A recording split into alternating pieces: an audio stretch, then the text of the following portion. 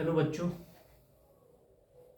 पहले वीडियो मैंने रिकॉर्ड किया था जिसको बुक की मदद से किया था, और सेकंड वीडियो था जो मेरा उस पर बोर्ड पे था, तो उसमें कुछ लाइट वगैरह का इश्यू आ रहा था, कुछ मार्कर का इश्यू आ रहा था।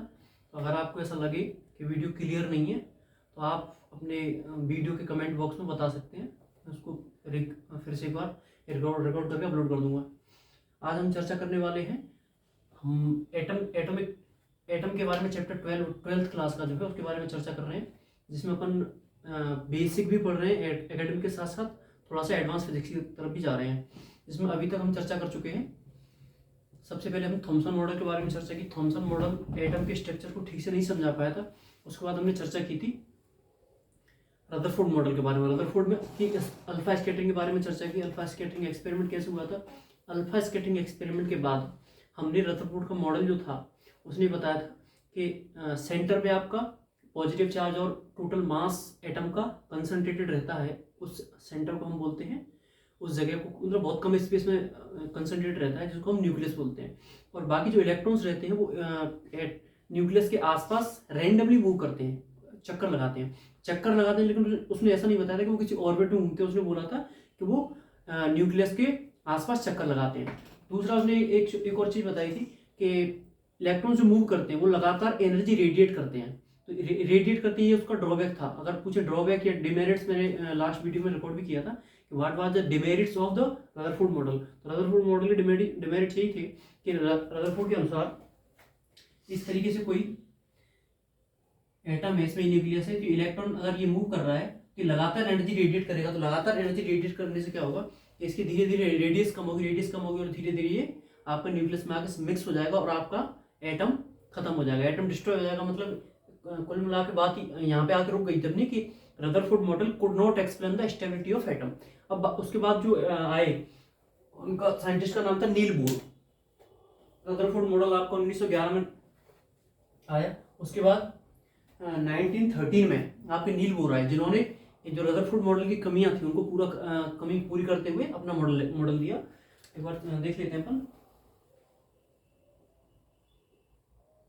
चैप्टर का नाम था एटम। आज अपन चर्चा करेंगे बोर मॉडल।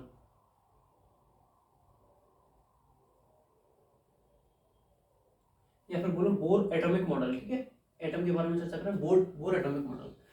तो ये आपका ये मॉडल आया था आपका 1913 में। साइंटिस्ट का नाम था नील बोर। इन्होंने क्या किया था, इन्होंने जो स्टेबिलिटी ऑफ एटम को रदरफोर्ड नहीं समझा पाए थे उसको इन्होंने पूरा किया। इनके अनुसार क्या था, इनके कुछ पॉइंट्स थे, जिसमें सबसे पहला पॉइंट ये था कि जो इलेक्ट्रॉन, अगर ये मान लीजिए ये आपका एटम है, इसके सेंटर पे आपका न्यूक्लियस है, तो जो इसके सेंटर के बाहर जो इलेक्ट्रॉन मूव करता है वो रदरफोर्ड के अनुसार रैंडमली मूव करता था। इनके अनुसार इन्होंने बताया कि जो एटम मूव करता है वो आपका फिक्स ऑर्बिट में मूव करता है। मतलब electron that revolves around the nucleus moved in a fixed orbit. और जिस ऑर्बिट में मूव करता है उसको अपन बोलते हैं स्टेशनरी ऑर्बिट। तो स्टेशनरी ऑर्बिट, इनके अनुसार जो भी इलेक्ट्रॉन मूव करता है वो एक स्टेशनरी ऑर्बिट में मूव करता है। जैसे आपने यदि अपन दूसरा एग्जांपल लें, ज्योग्राफी कभी पढ़ी हो तो आपने देखा हो सूर्य आपका केंद्र में रहता है और उसके चारों तरफ जो ग्रह रहते हैं आपके मरकरी, वीनस, अर्थ, मार्स वगैरह। इसी तरीके से आपका सेंटर में क्या हो गया, आपका सेंटर में हुआ आपका न्यूक्लियस, और इसके ऑर्बिट में अलग अलग ऑर्बिट होते हैं, first orbit, second orbit, third orbit. जिस तरीके से आपकी एटमॉस्फेयर की लेयर होती है, स्ट्रेटोस्फेयर, मीजोस्फेयर एंड अलग अलग जो भी लेयर रहती है, आयनोस्फेयर वगैरह, उसी तरीके से आपकी ऐसे अलग अलग इसके फिक्स ऑर्बिट होते हैं। और इनके अनुसार, नील बोर के अनुसार, इलेक्ट्रॉन रिवॉल्व करता है लेकिन वो लगातार एनर्जी रेडिएट नहीं करता। अगर इलेक्ट्रॉन अपने फिक्स ऑर्बिट में, स्टेशनरी ऑर्बिट में मूव कर रहा है, सपोज दैट ये आपका न्यूक्लियस सेंटर पे है और आपका इलेक्ट्रॉन फर्स्ट या सेकंड ऑर्बिट में मूव कर रहा है, तो वो सेकंड ऑर्बिट में मूव करता रहेगा लेकिन वो कुछ भी एनर्जी अपनी रेडिएट नहीं करेगा। तो बात आई रेडिएट कब करता है, रेडिएशन निकलती कब है। तो क्योंकि रदरफोर्ड ने बताया था रेडिएशन निकलती है, तो ये बात सच है, रेडिएशन निकलती है। लेकिन रेडिएशन ऐसी नहीं निकलती कि नॉर्मली लगातार रेडिएशन निकल रही है। रेडिएशन निकलने की एक कंडीशन होती है। तो कंडीशन क्या होती है वो अपन देख लेंगे। दूसरा पॉइंट क्या था इनके अनुसार, पहला पॉइंट था कि electron revolves around the nucleus in electrons लिखेंगे आप यहाँ पे, electrons revolve around the nucleus in fixed orbits called stationery orbit.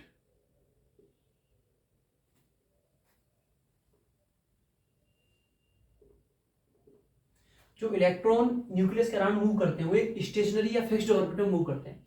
दूसरा पॉइंट जो इंपोर्टेंट और टेक्निकल है, अगर आपके न्यूमेरिकल बनते हैं तो दूसरे पॉइंट से बनते हैं कि जो भी इलेक्ट्रॉन मूव कर रहा है, जो भी इलेक्ट्रॉन न्यूक्लियस के अराउंड मूव कर रहा है, उसका जो एंगुलर मोमेंटम होगा, उसका जो एंगुलर मोमेंटम होगा, अगर आपने 11th क्लास की फिजिक्स पढ़ी हो जिसमें सर्कुलर मोशन आता था, वहां पे आपका ये टर्म आती थी व्हाट इज एंगुलर मोमेंटम। तो जिस तरीके से आपका लीनियर मोमेंटम होता था उसी तरीके से सर्कुलर मोशन, जब कोई चीज सर्कल में मूव करती है तो उसके लिए अपन यूज करते हैं एंगुलर मोमेंटम। तो इनके अनुसार, बोर के अनुसार, कि किसी भी इलेक्ट्रॉन, जो एक इलेक्ट्रॉन जो आपका न्यूक्लियस के अराउंड मूव कर रहा है, उसका एंगुलर मोमेंटम होगा वो हमेशा h/2 का इंटीजर मल्टीपल होगा। उसको कैसे लिखेंगे? The angular momentum, the angular momentum of electron revolves around the nucleus always remains the integer multiple of h/2 ये टेक्निकल पॉइंट है, इसको तो जरा याद रखेंगे कि जो इलेक्ट्रॉन मूव करेगा वो हमेशा उसी ऑर्बिट में मूव करेगा जिसका एंगुलर मोमेंटम आपका h/2 का इंटीजर मल्टीपल होगा। इस बात को समझ लीजिए, क्या है इंटीजर मल्टीपल का मतलब। जैसे ये आपका एंगुलर मोमेंटम है, p5 से डिनोट कर रहे हैं, तो एंगुलर मोमेंटम हमेशा h/2 का इंटीजर मल्टीपल होगा। इंटीजर मल्टीपल अगर यहाँ पे n लिख दूं, जिसमें n h/2, यहाँ पे n की वैल्यू आपकी होंगी 1 2 3 4 इंटीजर, ठीक है। इंटीजर का मतलब ये कि n की वैल्यू जो होगी यहाँ पे, n की वैल्यू, या फिर बोले कि मल्टीपल ऑफ h/2 हमेशा इंटीजर होगा। मतलब इंटीजर का मतलब कभी ऐसा नहीं होगा कि 1.2 या 1.3 या फ्रैक्शन में नहीं होगा। कुल मिला के बात ये है, कंप्लीट नंबर होगा, या तो 1 होगा या 2 होगा या 3rd होगा। मतलब इलेक्ट्रॉन या तो फर्स्ट ऑर्बिट में मूव करेगा तो उसका होगा 1h/2, अगर इलेक्ट्रॉन सेकंड ऑर्बिट में मूव करेगा तो 2h/2, थर्ड ऑर्बिट में मूव करेगा तो एंगुलर मोमेंटम होगा 3h/2। तो इस तरीके से इलेक्ट्रॉन अलग अलग ऑर्बिट में मूव करता है। जो भी ऑर्बिट, ये ऑर्बिट का नंबर है जिस ऑर्बिट में इलेक्ट्रॉन मूव कर रहा है, तो इसका n h/2, यहाँ पे n की वैल्यू 1 2 3 एक इंटीजर के फॉर्म में होंगी। तो ये वाला बहुत इंपॉर्टेंट फॉर्मूला है और इसी से अपन आगे चल के न्यूमेरिकल सॉल्व करेंगे, तो इसको अपन नहीं भूलेंगे। दूसरी बात, तीसरा पॉइंट क्या था? तीसरा पॉइंट ये था कि रदरफोर्ड ने बताया कि इलेक्ट्रॉन लगातार एनर्जी रेडिएट करता है, लेकिन बोर ने बताया कि लगातार एनर्जी रेडिएट नहीं करता। तो बात आई रेडिएट करता कब है। आप ये समझ लीजिए कि आपके एक बिल्डिंग बनी हुई है जिसमें आपके अलग अलग फ्लोर है। एक आपका है, आप जमीन को समझ लीजिए, आप न्यूक्लियस है। उसके बाद जो ग्राउंड फ्लोर है वो आपका पहला फ्लोर हो जाएगा, उसके बाद दूसरा floor, third floor, fourth floor, fifth floor. अलग अलग फ्लैट्स की, अलग अलग फ्लोर की अलग अलग एनर्जी है। तो जब इलेक्ट्रॉन, सपोज दैट आप लोग रह रहे हो, आप उसका रेंट दे रहे हो और अलग अलग एनर्जी वाले फ्लोर हैं, तो जो हायर एनर्जी वाला लेवल है, आप उसको सिंपल एग्जांपल लेके समझाना चाहूंगा मैं। इन दो पॉइंट्स को मिटा देता हूं।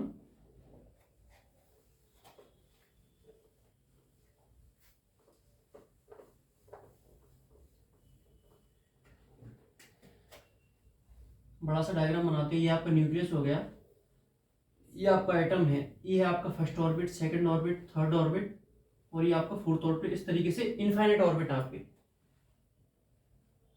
ठीक है। यहाँ पे ऑर्बिट क्रॉस नहीं करेगा, डायग्राम सही से बनाएंगे अपन। तो ये आपका न्यूक्लियस है और इलेक्ट्रॉन आपका मूव कर रहा है। तो इलेक्ट्रॉन जब यहाँ पे होगा तो यहाँ पे एनर्जी लेवल कम होगा, और ऊपर जाएंगे एनर्जी लेवल बढ़ेगा, और दूर जाएंगे एनर्जी लेवल बढ़ेगा, और दूर जाएंगे एनर्जी लेवल और बढ़ेगा, और दूर जाएंगे तो एनर्जी लेवल और बढ़ेगा। कुल मिला के बात ये है कि जैसे अपन न्यूक्लियस के पास रहेंगे तो न्यूक्लियस के पास पास जो जस्ट पास वाला ऑर्बिट है, फर्स्ट ऑर्बिट या बोले ग्राउंड स्टेट, उसमें आपका एनर्जी लेवल कम होगा, और ऊपर जाएंगे तो एनर्जी लेवल बढ़ता जाएगा बढ़ता जाएगा, और जितने दूर जाएंगे आप एटम से उसका एनर्जी लेवल बढ़ता जाएगा। अब एक सिंपल, जब इलेक्ट्रॉन, तो उसने बोला कि रेडिएशन निकलती नहीं है और रेडिएशन को एब्जॉर्ब भी करता है, मतलब एनर्जी आपकी इलेक्ट्रोमैग्नेटिक वेव्स को एटम एब्जॉर्ब भी करता है और एटम रिलीज भी करता है। उसकी कंडीशन अलग अलग थी। बोर ने ये बताया कि जब आपका इलेक्ट्रॉन, सपोज दैट इलेक्ट्रॉन आपका हायर ऑर्बिट में, इलेक्ट्रॉन आपका हायर से लोअर ऑर्बिट में जंप करेगा, तो यहाँ पे हायर ऑर्बिट में था, इसके पास ज्यादा एनर्जी थी, मतलब ये मान लीजिए इसके पास कुछ एनर्जी रही होगी, यहाँ से बहुत ज्यादा है, जो जब हायर से लोअर में आएगा तो यहाँ पे इसके ज्यादा एनर्जी से काम चल रहा था, यहाँ पे कम एनर्जी को लेकर आराम से रिवॉल्व करता रहेगा। तो when high to low jump करेगा, तो यहाँ पे इसके पास ज्यादा थी और ये लो में आ गया, तो when electron jumps from high level to low level, then ये क्या करेगा, एनर्जी को रिलीज करेगा। इलेक्ट्रॉन जब हाई एनर्जी लेवल से लो एनर्जी लेवल में, या फिर बोला higher orbit of higher energy level से जंप करेगा, आपका ट्रांजिस्ट करेगा from the lower level of lower orbit of lower energy level, तो आपका क्या करेगा, वो एनर्जी को रिलीज करेगा। तो दूसरे केस में क्या होगा, सपोज दैट इलेक्ट्रॉन आपका ग्राउंड स्टेट में या फर्स्ट स्टेट में है, इलेक्ट्रॉन आपका ग्राउंड स्टेट या बोले फर्स्ट ऑर्बिट में, तो इलेक्ट्रॉन फर्स्ट ऑर्बिट से अब ये ऊपर जंप कर रहा है, तो ये सीधी सी बात है, आपने एक चैप्टर आता है अपना फोटो इलेक्ट्रिक इफेक्ट या डुअल नेचर ऑफ रेडिएशन, उसमें एक टॉपिक है फोटो इलेक्ट्रिक इफेक्ट, जिसमें या आपने सबने देखा होगा सोलर प्लेट, जो सूर्य से लाइट बनाने का काम करते हैं, सोलर पैनल, उसमें हम क्या करते हैं, उसमें एक प्लेट लगाते हैं, और प्लेट लगाने पे इसमें सनरेज पड़ती है, सनरेज पड़ने के बाद इसमें कुछ मैकेनिज्म होता है, और इसके जो इलेक्ट्रॉन्स रहते हैं, जो इसमें बाउंड रहते हैं, इलेक्ट्रोमैग्नेटिक वेव्स की रेडिएशंस को एब्जॉर्ब करने के बाद ये इलेक्ट्रॉन बाहर आ जाते हैं, जिसको अपन सेल के थ्रू या बैटरी के थ्रू या फिर जो भी डिवाइस जरूरत के रहते हैं उनके थ्रू अपन उसको लाइट बना देते हैं। मतलब सूर्य की किरणों को आप एब्जॉर्ब करके एक प्लेट से लाइट बना रहे हैं। यहाँ पे मतलब कुल मिला के मेरा कहने का मतलब ये कि जो इलेक्ट्रॉन आपका ग्राउंड स्टेट या फिर बैलेंस स्टेट में था, उसको आपने जैसी एनर्जी थी वो जंप करके बाहर चला गया। सेम केस यहाँ पे रहेगा, जब इलेक्ट्रॉन आपका लो एनर्जी लेवल में रहेगा या लोअर ऑर्बिट में रहेगा, लोअर ऑर्बिट से जब इलेक्ट्रॉन हायर ऑर्बिट में जाएगा तो वो क्या करेगा, क्योंकि यहाँ पे इसका एनर्जी लेवल कम था, अब एनर्जी लेवल ज्यादा में जाएगा तो सीधी सी बात है, इसको ज्यादा एनर्जी चाहिए, तो ये क्या करेगा, ये एनर्जी को एब्जॉर्ब करेगा। तो दूसरा पॉइंट यही था उसका पूर्व का, कि when electron transits from higher energy level to lower energy level, लिख लेते हैं अपना जो थर्ड पॉइंट था, when electron transits from higher orbit of high energy level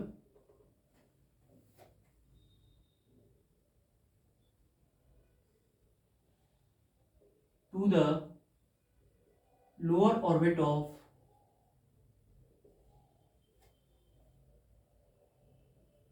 low energy level,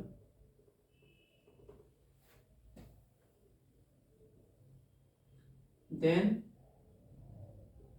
it, देखिए क्या लिखा, when electron transits from higher orbit of high energy level to lower energy, मतलब ये आपका हाई स्टेट है और ये आपका लो स्टेट, तो हाई से जब लो में आएगा तो वो क्या करेगा, हाई मतलब इसके पास एनर्जी ज्यादा थी और लो में आ गया, यहाँ पे इसकी एनर्जी कम हो गई, तो हाई में इसकी एनर्जी ज्यादा थी, यहाँ पे इसकी एनर्जी कम हो गई, तो ये क्या करेगा, यहाँ से यहाँ पे आने पे क्योंकि इसका कम एनर्जी में काम चल जाएगा, तो क्या करेगा, अपनी एनर्जी को रिलीज कर देगा।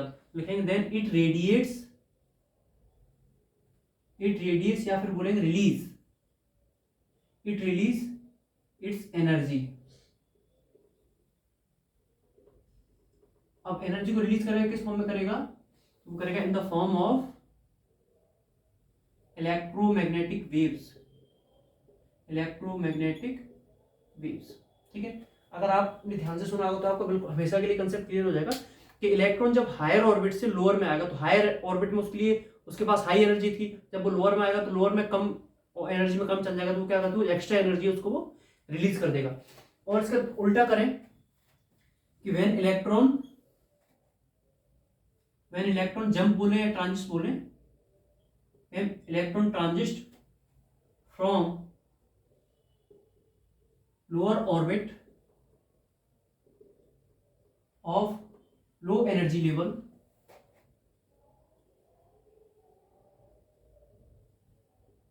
to the higher orbit of higher energy level then it absorbs energy, ठीक है, in the form of electromagnetic radiation. जब आपका इलेक्ट्रॉन लोअर ऑर्बिट, क्योंकि लोअर ऑर्बिट में जब वो घूम रहा था उसका कम एनर्जी कम चल रहा था, लेकिन जब वो हायर में जाएगा तो उसको ज्यादा एनर्जी चाहिए। आपने देखा हो कोई भी इलेक्ट्रॉन है उसको जैसी एनर्जी मिलती है तो वो क्या करता है, अपनी स्टेट से दूसरी स्टेट में हायर ऑर्बिट में चला जाएगा और ज्यादा चला जाएगा, और ज्यादा एनर्जी दोगे फिर वो आपके एटम से या फिर बोले बाहर चला जाएगा। तो जिसको और जो अमाउंट अपन एनर्जी का देते हैं, अगर इसी टर्म में एक चैप्टर में एक टॉपिक आता है व्हाट इज आयोनाइजेशन एनर्जी। तो आयोनाइजेशन में क्या करते हैं, सपोज दैट आपका इलेक्ट्रॉन यहाँ पे है और यहाँ से आपने इसको एनर्जी दी तो उससे सेकंड में गया, थर्ड में गया, लास्ट में जाकर वो इलेक्ट्रॉन के ऑर्बिट से हमेशा के लिए बाहर निकल गया। तो मतलब वो आयन एक जो एटम था वो आयन के फॉर्म में बन गया और आपका इलेक्ट्रॉन था वो आपका हमेशा के लिए बाहर चला गया। इस तरीके से आपके ये मेन पॉइंट है। तो जो रदरफोर्ड की कमी थी उसने बताया था कि लगातार एनर्जी रिलीज करता है, अगर लगातार एनर्जी रिलीज करेगा तो एटम अनस्टेबल हो जाएगा, एटम ब्रेक हो जाएगा। लेकिन बोर ने समझाया कि ऐसा नहीं होता कि लगातार एनर्जी रिलीज कर रहा है। When electron jumps from lower to high, जब लो से हाई में जाता है तो वो क्या करता है, एनर्जी को एब्जॉर्ब करेगा, और जब हाई टू लो आएगा तो एनर्जी क्या करेगा, रिलीज करेगा। आप सिंपल एग्जाम्पल समझ सकते हैं कि कोई आदमी एक लोअर एनर्जी लेवल में रहता है, वो हायर एनर्जी लेवल में जाना चाहेगा तो उसको ज्यादा पैसा चाहिएगा। वो एनर्जी मतलब एक तरीके से पैसा इकट्ठा करेगा तब वो हायर एनर्जी हायर स्टैंडर्ड में रह पाएगा।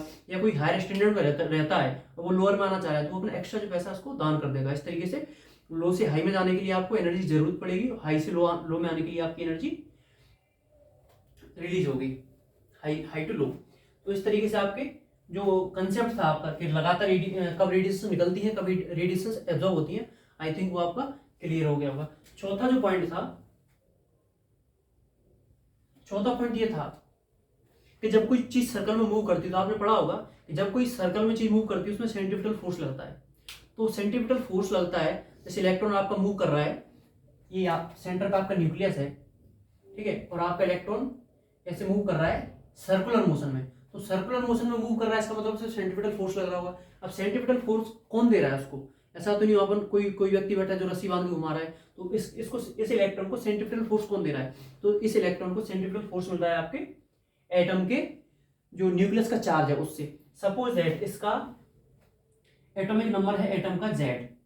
तो आपने ये पढ़ा होगा, अगर कोई एलिमेंट है, इस तरीके से एक एलिमेंट बना देते हैं, इसका यहाँ पे लिखते हैं Z एटॉमिक नंबर, यहाँ पे लिखते हैं atomic mass. Z atomic number मतलब इसके अंदर प्रोटॉन्स कितने हैं, इसके अंदर इलेक्ट्रॉन्स कितने हैं, और ये एटॉमिक नंबर आपका नंबर ऑफ न्यूक्लियस को बताता है, या फिर इसको मास नंबर बोलते हैं। तो कुल मिलाकर कहने का मतलब ये है कि जो आपका सेंटर पे न्यूक्लियस रहता है उसका चार्ज अगर देखा जाए तो चार्ज कैसे रहेगा, Z अगर इसका एटॉमिक नंबर है तो इसका Z में Z एटॉमिक नंबर है, इतनी इसमें प्रोटॉन होंगे तो Z इंटू ई, ये इसका पॉजिटिव चार्ज हो जाएगा। इसका अगर नेचर पूछा जाए तो पॉजिटिव चार्ज होगा क्योंकि इसमें प्रोटॉन है और इलेक्ट्रॉन आपका यहाँ घूम रहा है। और सपोज दैट ये न्यूक्लियस का चार्ज हुआ और ये आपका इलेक्ट्रॉन की हुई डिस्टेंस r। अब बात जो अपना कंसेप्ट है, कंसेप्ट ये पूछना चाह रहा है, मतलब उसने समझाया था कि अगर कोई चीज सर्कल में मूव करती है तो सेंट्रीफ्यूगल फोर्स लगता है। तो सेंट्रीफ्यूगल फोर्स आएगा कहाँ से, सेंट्रीफ्यूगल फोर्स आएगा इन दोनों के बीच में, ये पॉजिटिव है नेगेटिव है, इन दोनों का जो कूलम्बिन अट्रैक्शन फोर्स होगा, जो कूलम्बिन अट्रैक्शन फोर्स होगा वही आपका क्या बन जाएगा, सेंट्रीफ्यूगल फोर्स। ठीक है, तो सपोज दैट ये इलेक्ट्रॉन मूव कर रहा है और ये इसका, तो अगर नॉर्मल पूछा जाए तो सेंट्रीफ्यूगल फोर्स का फॉर्मूला होता है mv²/r। ये mv²/r किसके इक्वल होगा, ये mv²/r इक्वल होगा आपका 1 कूलम्बिन फोर्स के 1/4 pi epsilon not charge of electron का चार्ज होगा E into charge of nucleus का चार्ज होगा ZE अपॉन इन दोनों के बीच की डिस्टेंस कितनी इलेक्ट्रॉन के, और तो r²। इस तरीके से आपका रिलेशन बन जाएगा जिसका अपन आगे चल के यूज करेंगे। फिर से लिख देते हैं mv²/r। देखो एक r से यहाँ से अपन चाहे इस r से इस r को कैंसिल करेंगे तो आपका बचेगा mv² equal to 1/4 pi epsilon naught Z into E² upon r²। ठीक है, इस तरीके से Z into E² upon r², sorry r, एक r से r कैंसिल हो गया तो सिर्फ आर बचेगा। ठीक है, तो चाहें तो अपन इस आर की वैल्यू निकाल सकते हैं, या फिर जो भी जरूरत पड़ेगी आगे फॉर्मूले अपन ड्रॉ करेंगे उसमें अपन निकाल सकते हैं। कंसेप्ट समझो, कंसेप्ट ये है कि जो इलेक्ट्रॉन आपका मूव करता है उसको सेंट्रीफ्यूगल फोर्स, जो न्यूक्लियस के और इलेक्ट्रॉन के बीच का जो कूलम्बियन फोर्स होता है वही फोर्स आपका क्या बन जाता है, सेंट्रीफ्यूगल फोर्स। इस तरीके से आपका बोर ने अपना मॉडल दिया।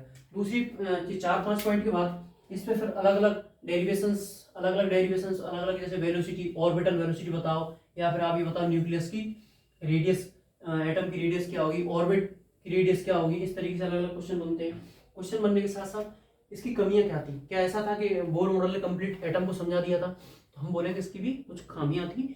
इसका जो एक्सपेरिमेंट था या इसका जो मॉडल था, इसके मॉडल में सिर्फ उन्हीं चीजों को समझाया गया था जैसे He+, हाइड्रोजन, लिथियम। कुल मिला के जो सिंगल वैलेंस वाले इलेक्ट्रॉन थे, उनमें ऐसे एलिमेंट जिनके वैलेंस इलेक्ट्रॉन की संख्या सिर्फ एक थी, उन्हीं को समझा पाया था। अगर बात करें कैल्शियम जो +2 बनाता है, या फिर बोले मैग्नीशियम जो +2 जिनके आउटर मोस्ट इलेक्ट्रॉन या फिर वैलेंस इलेक्ट्रॉन की संख्या 2 होती है, तो इन चीजों को ये नहीं समझा पाया था। इसलिए इसको भी था कंप्लीट, लेकिन इसको मतलब मेनली अगर देखा जाए तो इसने हाइड्रोजन स्पेक्ट्रम को ठीक से समझाया था, हाइड्रोजन स्पेक्ट्रम को। ठीक है, अगर चाहें तो अपन एक पॉइंट और लिख सकते हैं 5वां बना के कि this model explain the hydrogen spectrum of atom. This model could explain the hydrogen spectrum. ठीक है, इस तरीके का मतलब कुल मिला के जो छोटे या फिर हाइड्रोजन लाइक जो एलिमेंट्स थे, एटम थे, उनके बारे में उन्होंने अच्छे से अपनी राय दी और अपना फॉर्मूले और जो भी कैलकुलेशंस की वो की। अभी अपन आगे चल के अपन इसकी डेरिवेशंस करेंगे। मेरा ये है कि वीडियो छोटे छोटे रिकॉर्ड करूँ जिससे आपको ऐसा ना लगे वीडियो देखते देखते आपको बोरिंग हो रही है। और दूसरी बात, अगर आपको लग रहा है कि स्लोली पढ़ा रहे हैं तो आप वीडियो की स्पीड बढ़ा सकते हैं। और आपको जो भी स्टार्टिंग वाले वीडियो है, तो जो भी आपको लग रहा है कि इसमें सुधार किया जा सकता है, तो आप बेझिझक होकर कमेंट बॉक्स में आप लिख सकते हैं। अगली वीडियो में आपको जरूर चेंज मिलेगा। ठीक है, दूसरी बात, इस पे ये आपके नॉर्मल बेसिक फिजिक्स है। यदि आप एकेडमिक के पर्पज से देखना चाहें तो आपके कंसेप्ट अपन चर्चा कर चुके हैं। उसके बाद जो एडवांस फिजिक्स आती है, इस पे न्यूमेरिकल कैसे बनते हैं, किस तरीके से आपके जेई मेंस में या नीट में क्वेश्चन पूछे जाते हैं, वो इससे जो अगला वीडियो होगा उसमें अपन रिकॉर्ड करके कंप्लीट डालेंगे। अभी के लिए थैंक यू। और अगर आपको वीडियो अच्छा लगे, पसंद आए, तो उसको वीडियो को लाइक करें और चैनल को सब्सक्राइब करें और अपने दोस्तों को शेयर करें। धन्यवाद।